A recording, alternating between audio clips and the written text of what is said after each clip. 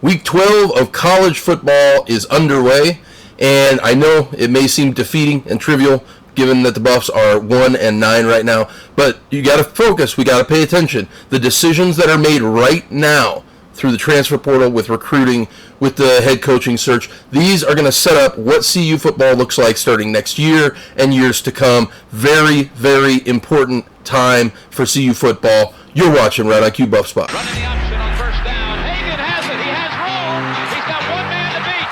Now he pitches to Flanagan, and he may take it all the way. Flanagan's in for the touchdown.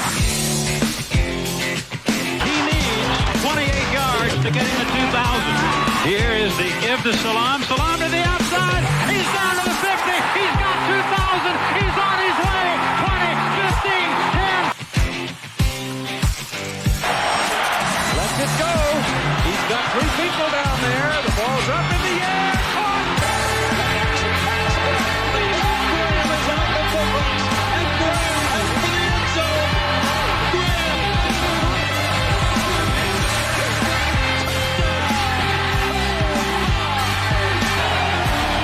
Greenberg, play action, walks one, got his man, it's Jeremy Roll. Nobody's going to catch him. Third down and 7. Blitz calling, speed and Trevor Lawrence loose. Scooped up by Colorado, and a big man running all the way.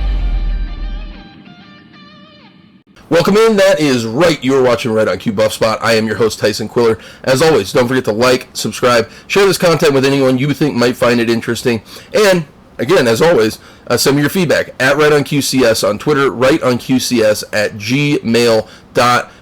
Today we're going to be talking about CU Buffs football pretty much exclusively, but I just wanted to mention, next episode we're probably going to be touching back in with the CU basketball season, and what a wild, bizarre season it has been so far. This team is very young, very raw. They have the potential to pull off incredible top 25 victories on neutral floors and on the road, but then letdowns, bad losses, also sprinkled in there, remarkably, a top 15 recruiting class in the nation coming into next season. Tad Boyle's got his hands full this next couple of coming seasons, but we'll get to that in the next episode. Today we're talking about CU football, and like I mentioned in the opening, even though what we're seeing, the product on the field is infuriating, getting worse. The coaches can't coach. Players are getting hurt. Players are out of position, getting penalties. That, if we focus at that micro level, can get really infuriating. I don't think that's quite as productive. What we're going to try and do now is, like I said in the open, decisions made now about the transfer portal, about instilling confidence in the players that do have talent that are on the team right now so that they don't leave. Like we had the mass exodus in the transfer portal last year, also recruiting and bringing in, basically our entire front seven on defense. Okay, Josh Chandler, Semedo, Quinn Perry, Robert Barnes, Guy Thomas, Naeem Rodman, Terrence Lang, all seniors, all gone next year. So that's going to be a completely revamped new look. And for those of you who are averse to the transfer portal, we're not replacing all those guys with freshmen. Okay? We need to go into the transfer portal. We need to find some upperclassmen, some stable, steady, experienced players to fill those roles on defense. But today, we're going to focus primarily on the most major position that needs to be filled, and that is the quarterback. But, first of all, a few notes on the last 2 weeks. You remember the one team that the Buffs actually beat this year? Yeah, Cal.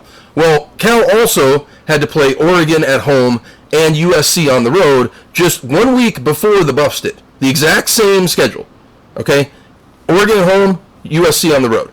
Well, when CU played Oregon at home, they lost by 39 points. Cal only lost by 18.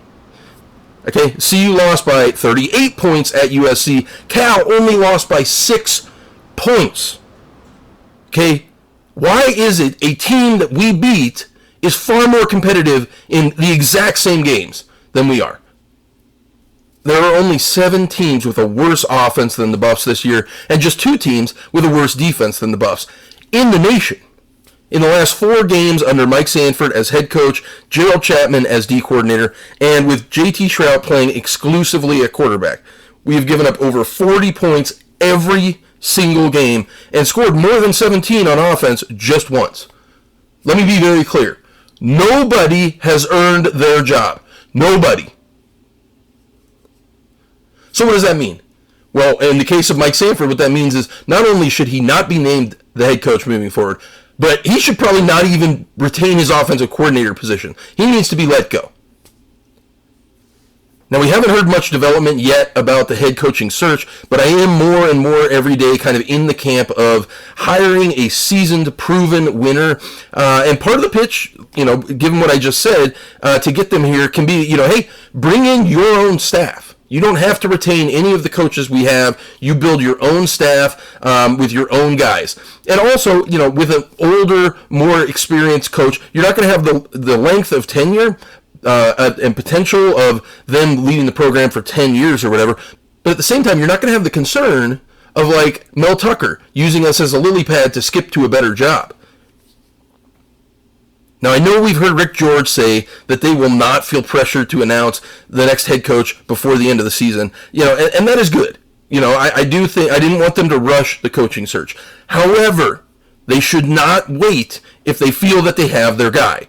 We are now approaching that spot where last year, because of inaction, quite frankly, Brendan Rice, Mark Perry, Christian Gonzalez, Jarek Broussard all left, and this team got completely gutted. So here's my list of players that we absolutely cannot afford to lose and must do everything we can to retain. Okay, in the wide receiver group, Montana Lamonius Craig and Jordan Tyson. Okay, if we could possibly ever get a quarterback who can pass with, some consistency, these two are stars in the making. I'm telling you right now. In the backfield at running back, I think you can't let go of the young talents in Anthony Hankerson and Charlie Offerdahl. Their potential is really, the trajectory is going up from here.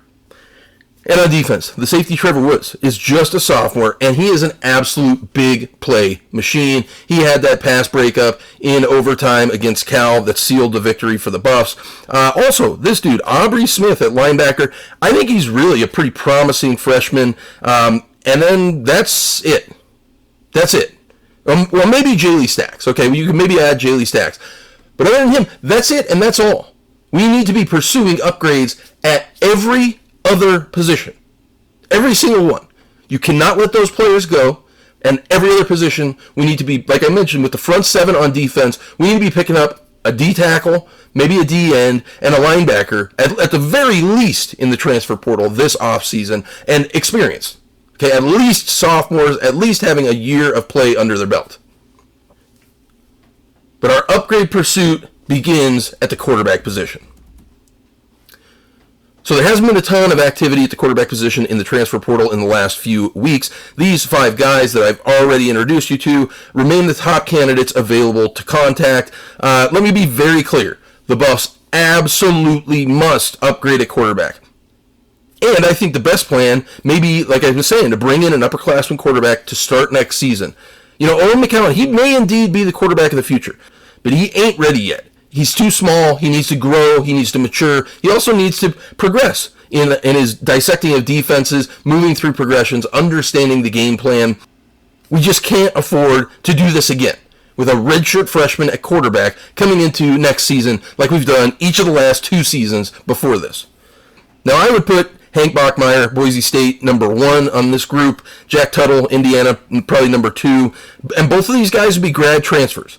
So, say they start next year and lead us to maybe a bowl game, okay, 6-6. I don't think that's unreasonable. And then in 2024, McCowan takes over the team if he's ready at that point, But the other 3, Hill, Haskell, McLeod, are all very gifted quarterbacks, but they're younger and they don't quite fit that mold I'm talking about a grad transfer that can come in, be serviceable for a year while McCowan progresses, grows, and then he takes the mantle over in 2024. Now, there are a number of interesting and fascinating 2 quarterback situations around the country where the younger guy has actually beat out the upperclassmen and supplanted them as the starting quarterback. I think we need to kind of watch these situations because one of the QBs is likely to declare for the portal, and when they do, we have to be ready to immediately contact them and pounce. We're going to look at some potential quarterbacks that will be entering the transfer portal. Ready yourself. Watch out for these names. So let's start with the Power 5 guys. The first quarterback who will possibly enter the transfer portal is Hudson Card from Texas. The 5-star top recruit in the nation from last season, Quinn Ewers, has unequivocally supplanted Card as the Longhorns' quarterback moving forward. But this season, in just 4 starts, Card has thrown for 923 yards and 6 touchdowns on almost 70% passing. I mean, that's pretty impressive. Twice he threw for over 270 yards, again, in just 4 games. At CU, a quarterback hasn't done that, thrown for over 270 yards, in 1,120 days. Also, Card is just a sophomore this season, so you would have 2 more years of eligibility out of him. Next, we have Luke Altmyer, who is currently backing up Jackson Dart at Ole Miss. Now, Altmyer was slated to be the starter after Matt Corral left Ole Miss and went pro last season. But the 5-star quarterback, Jackson Dart, transferred from USC to Ole Miss in the offseason and just flat beat him out for the starting job. Once again, Dart is a freshman. Altmyer will very likely be entering the portal. Altmyer was a 4-star recruit out of Mississippi 2 years ago. You know, he hasn't had a lot of opportunity to play, so there's less of a statistical argument here and more of kind of a potential argument. He did throw for 5,500 yards and 63 touchdowns in high school. This next guy, I think, is really kind of a diamond in the rough, and, you know, he just, unfortunately for him, wound up competing against maybe the best quarterback in the country this year. Jacoby Criswell played behind Sam Howell last season as a freshman. Howell had passed for the 2nd and 3rd most yards in North Carolina history in the last 2 seasons, so Criswell wasn't going to beat him out. And then, you know, Howell went on to be drafted with the first pick in the 5th round of the NFL draft. So this was Jacoby Criswell's season, right? Wrong. 4-star freshman Drake May beat Criswell out for the job and is currently 3rd in the nation in passing yards. That's just a tough break. But as I keep saying, their loss can be our gain. Again, May is just a freshman, so Criswell will likely be entering the transfer portal.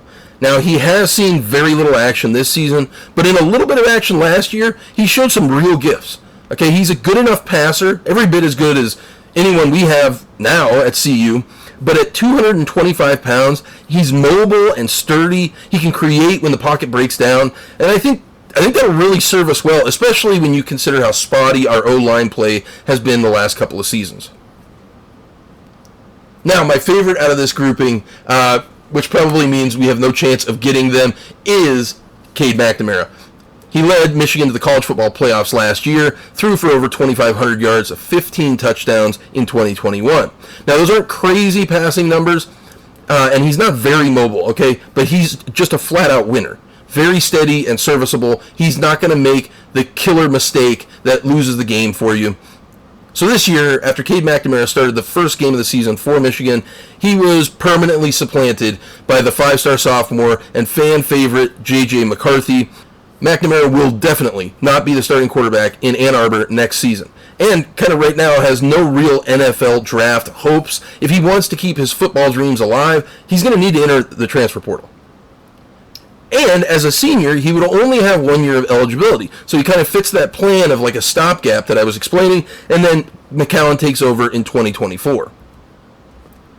Our final Power 5 quarterback who could enter the transfer portal is Wisconsin's Graham Mertz. Now, Mertz was a 4-star recruit, a top 70 recruit in the nation in the class of 2019.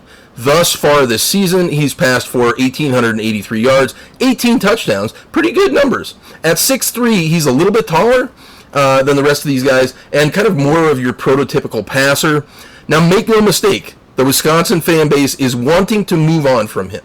There was a lot of hype around him when they recruited him and brought him in, so much so that their senior returning starter, Jack Cohen at the time, was chased off into the transfer portal. But the fan base in Madison since then have really kind of viewed his performance as underwhelming. I think you could see this guy in the transfer portal this offseason. And how about this, okay? We signed Paul Chryst as the head coach, and he's reunited with his quarterback in Boulder, in Graham Mertz. A junior, Mertz would have 2 more years of eligibility. Now, there are two more fascinating quarterback situations, quarterback rooms in tumult, and it's kind of unclear which direction the schools are going to go in, but you basically have three guys, three options. And so when you pick one, at least one of those guys is probably bouncing out via the transfer portal.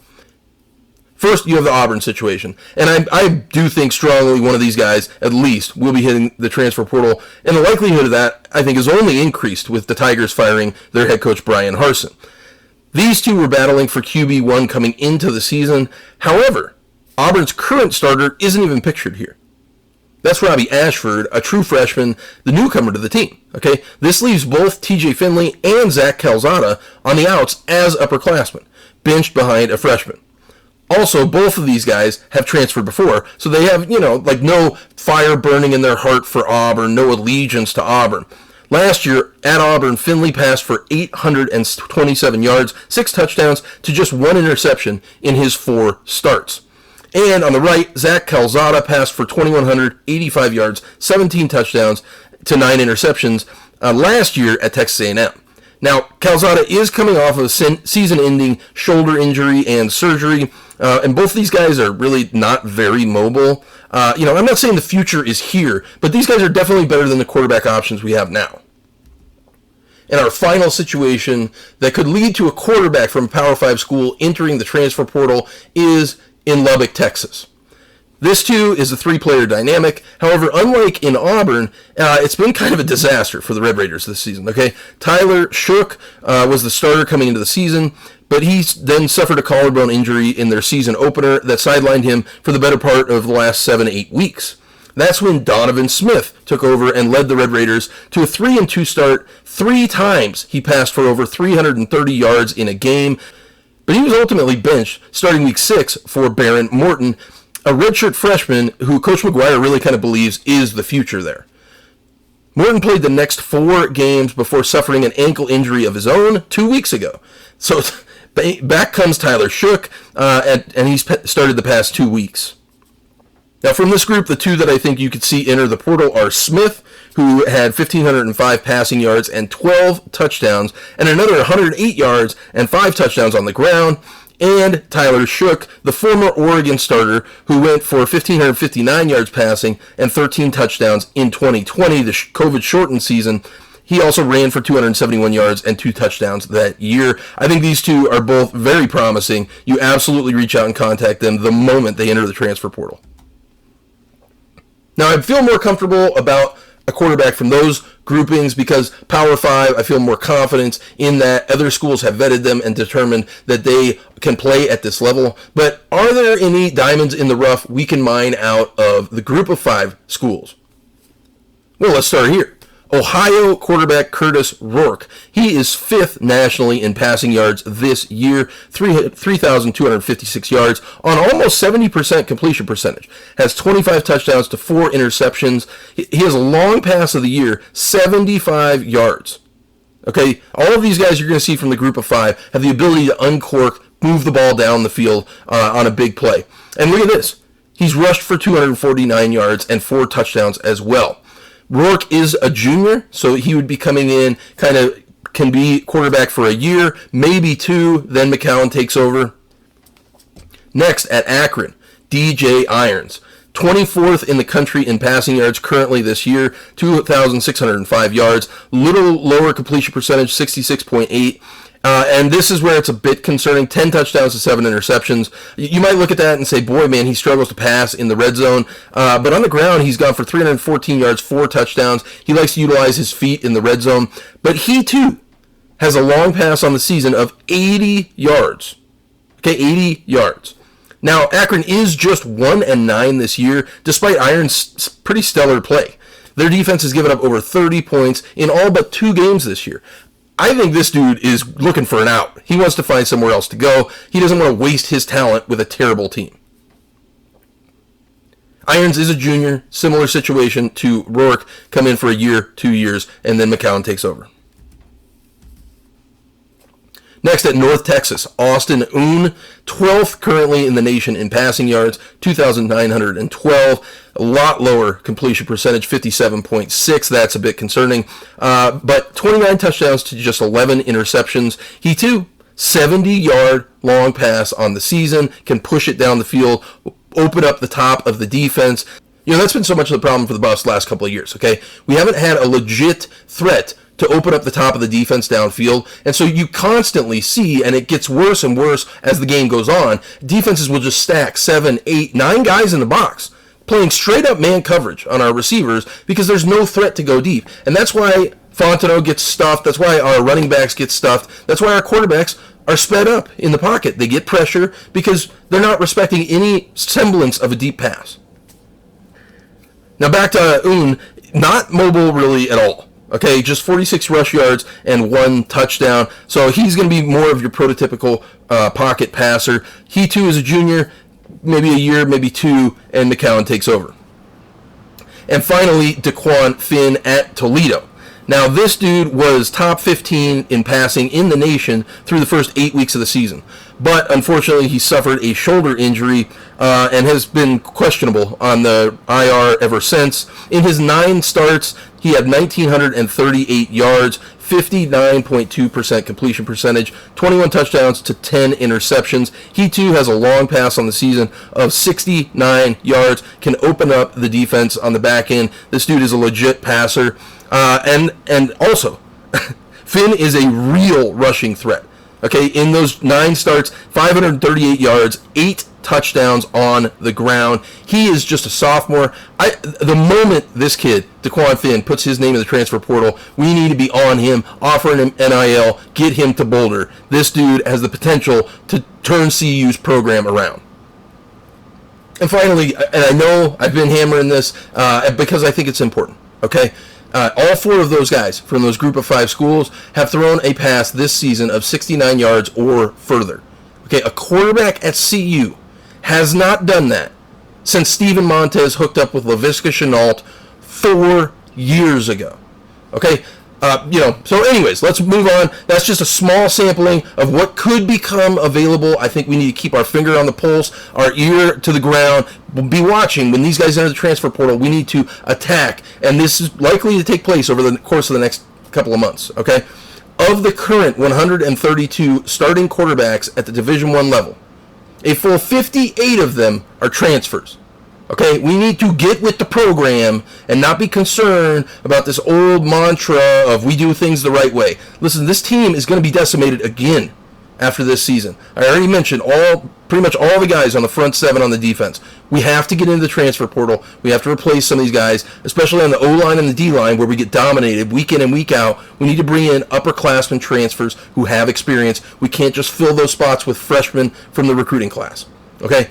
But the good news is this. There will be opportunities out there. So we should not accept any excuse for not improving at the quarterback position, at the offensive line position, at the linebacker position. The opportunities are going to be out there, and now is the time to be aware of it, to be moving on it, and to act to set us up for the start of next season. So that's all I got for you today. You've been watching Right on Cue Buff Spot. I am your host, Tyson Quiller. As always, like, subscribe, share this content with anyone you think might find it interesting, and send me your feedback. Where did I get it right? Where did I get it wrong? Are there quarterback situations that I may have overlooked or missed? Who do you think might become available in the portal that we should keep our eye out for? And when they get in there, we need to go after them with all of the fervor that we have.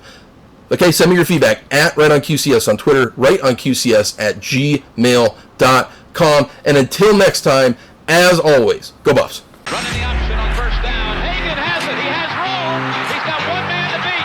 Now he pitches to Flanagan, and he may take it all the way. Flanagan's in for the touchdown. He needs 28 yards to get into 2,000. Here is the give to Salam. Salam to the outside. He's down to the 50. He's got 2,000. He's on his way. 20, 15, 10. Let's it go. He's got 3 people down there. The ball's up in the air. Caught. Graham is out of the box. And Graham has for the end zone. Graham.